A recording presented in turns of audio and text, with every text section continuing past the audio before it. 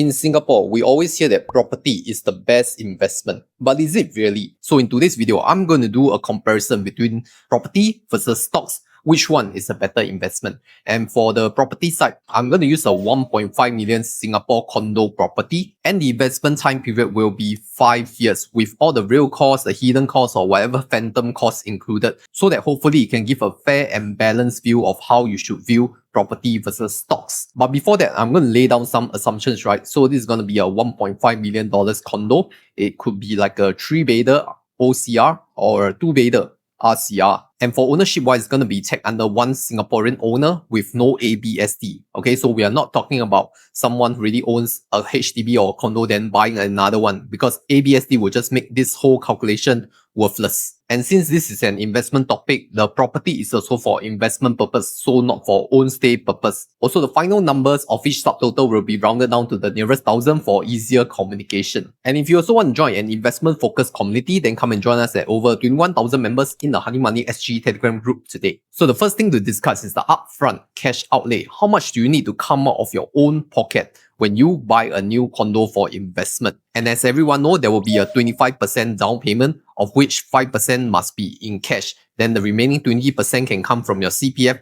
or cash. But the down payment percentage is a minimum of 25%, which means $375,000 on a 1.5M condo. Now, don't think that if you don't own any property, you don't have to pay any stamp duties, because you still have to pay something known as the buyer's stamp duty. And if we just use the buyer's stamp duty calculator, the amount of stamp duties that you need to pay is around $44,600. Also, there will be legal fees involved when you're buying a property and taking a mortgage loan. So that will be around $5,000 as a benchmark. Then if we add up some renovation fees, just in case you want to touch up the property to make it fit for rental, plus other miscellaneous costs that you may have missed, let's give an estimate of around $25,400. And you will realize that the total amount of this cost will come up to be $450,000, which is around 30% of the entire property price of 1.5M. So as I said, if you want to plan to invest in property, don't just look at 25% down payment. There are other hidden costs, phantom costs that you may not know. Just add a 5%, make it 30%.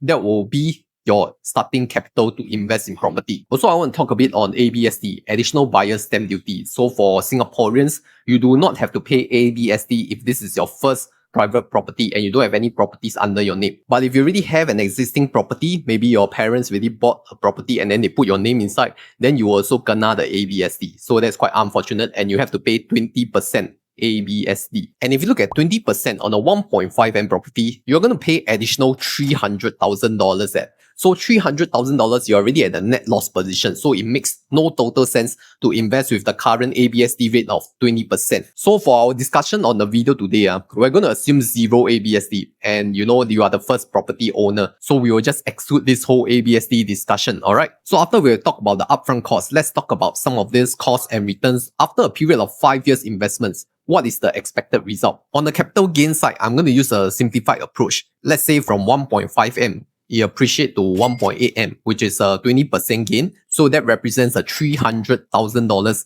capital gain. And that's how property agents usually sell it to you, right? 1.5 to 1.8. Wow, $300,000 gain there. Superb gains, right? But this is just gross gain. You haven't even factored in costs. And we're going to talk about costs in this episode. Remember that when you sell your property, you will need to pay 2% seller agent fee plus GST. So that's 2.18% on that $1.8 million.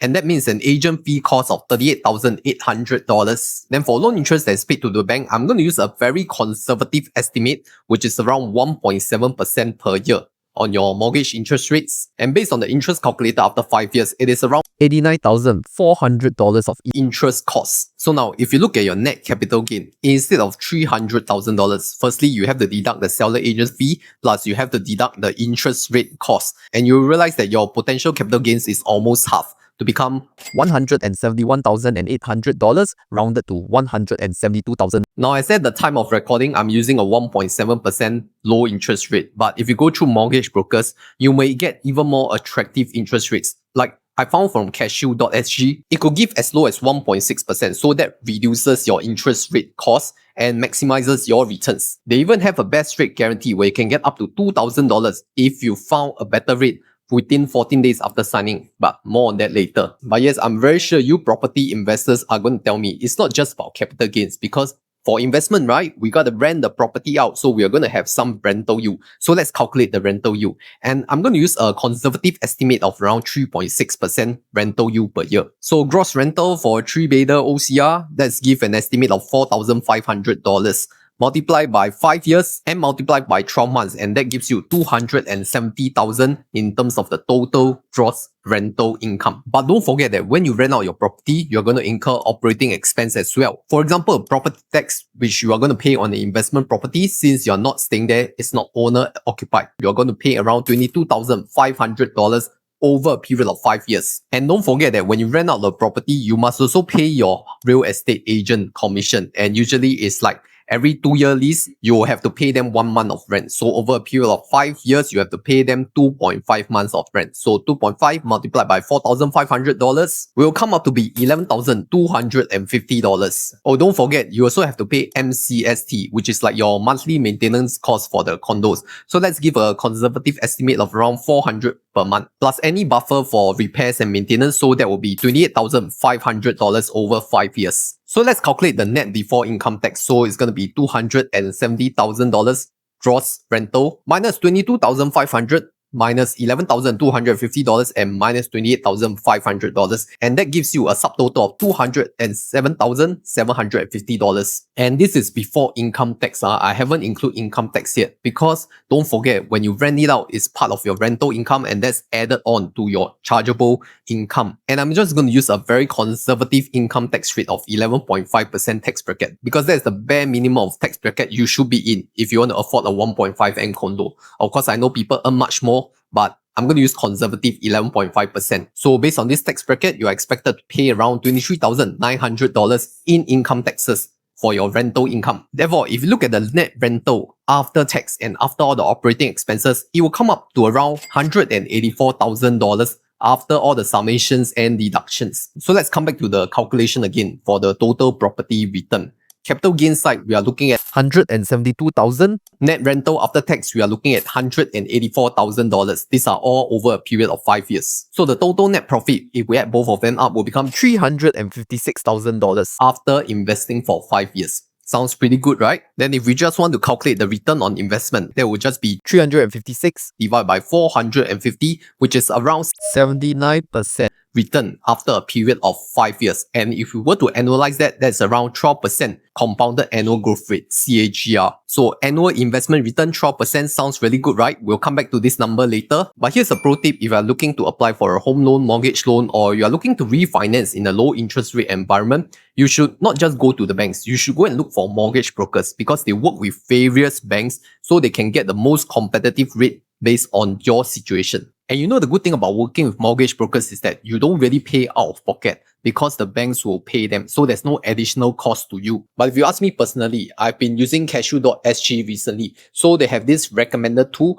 that will give you the best loan rates available in the current market. They also have a chatbot where you can just provide your input and they'll recommend you the best loan packages and send it over WhatsApp. So that's super convenient. But you know what's the best part? You just need to create an account with my link and you can already view the attractive loan packages. Because unlike other platforms, Cashew doesn't need you to provide your personal contact details, and then they will only share with you after something known like a sales call. So to me, as an introvert, Cashew is much less salesy. I can just view the rates immediately. I don't want to wait for a sales call like a prospect lead or something. So I like Cashew for that. You can check it automatically. And the good news is right now, Cashew is offering cash rewards exclusively for my viewers. Depending on your loan amount, you can get an estimated cash reward from $100 to $3,500. Check the link in description to find out more about Cashew. Now moving on to number 3. After we have calculated the property gains and whatever returns, let's take a look for stocks. Okay, how much do you expect to return after 5 years? So remember, our starting capital with all the hidden costs and fees is around $450,000. So we're going to put this $450,000 into a diversified index fund,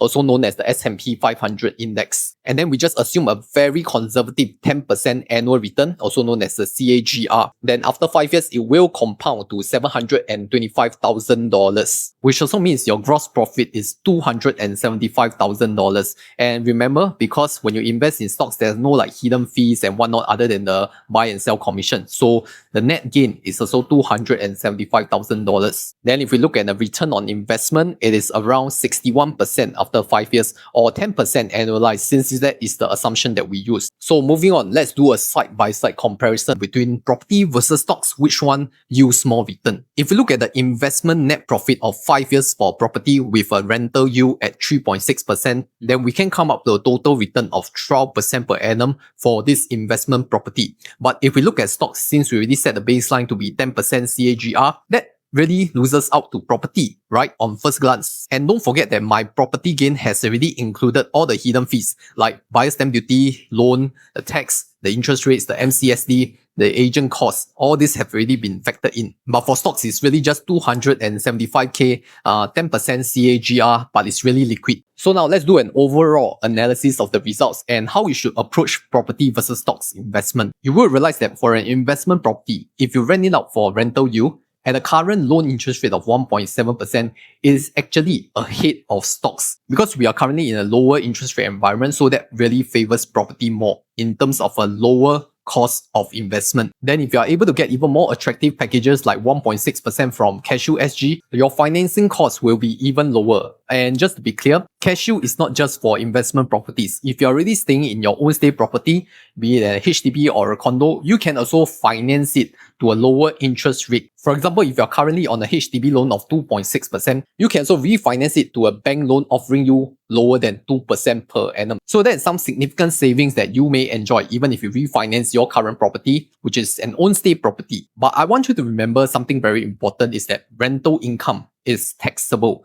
whereas your investment income, whether it is capital gains or dividends, they are not taxable in Singapore. And then you would realize that all these income tax and property tax are paid to IRAS and it's no return. So that will also depend on whether you are tax conscious, whether you like paying additional taxes to IRAS for higher returns. And I haven't even mentioned the most important factor, which is the effort premium. Do you realize that if you invest in stocks passively in an index fund, it is almost nothing to do, okay? You just put in your capital, you let it grow over a long term and you don't touch it. But for rental property, investment property, you have to manage tenants, you have to upkeep your property, you have to find tenants, you have to look for a real estate agent to do all the marketing for you, and even paperwork. All this takes up time and energy. So you will need to apply a little bit of effort premium. Of course, how much is the effort premium depends from people to people, but I would say generally a 3% effort premium, which is a cost on your return. Okay, but if you look at stocks, it is truly passive. So my personal idea is that property is actually still a very good investment vehicle. Especially the second property, it can be an inflation hedge or it can just be a diversification of your current investments. For example, you are a married couple, then each spouse own their own property under their own name. So it's a good diversification of assets other than just stocks. But I want to be very clear that if you treat your own stay property as an investment property, which means both of your names and you go all in into one single property, it's a very concentrated speculation or even concentrated bets that you want it to do well. One asset, one location, one tenant. So you look at how many things can fall apart and break your investment diversification. Whereas stocks can give you instant diversification across hundreds of companies across the world. So it's a very different level of risk. So yes, I will agree that if we just look at numbers alone, property investment would win by a small margin. But for most people who do not have a big upfront capital or they don't have extra names to own property without ABSD, stocks still win on simplicity, accessibility, and diversification. So if you have 450k of cash upfront right now, would you really want to invest in property or would you want to invest it in stocks? So you can comment either stocks +1 or property +1. And so to close this discussion or debate, I think that in a current low interest rate environment, it may really favor property at the current state. But if you think deeper on the long term, are we currently in a property market bubble that is waiting to crash?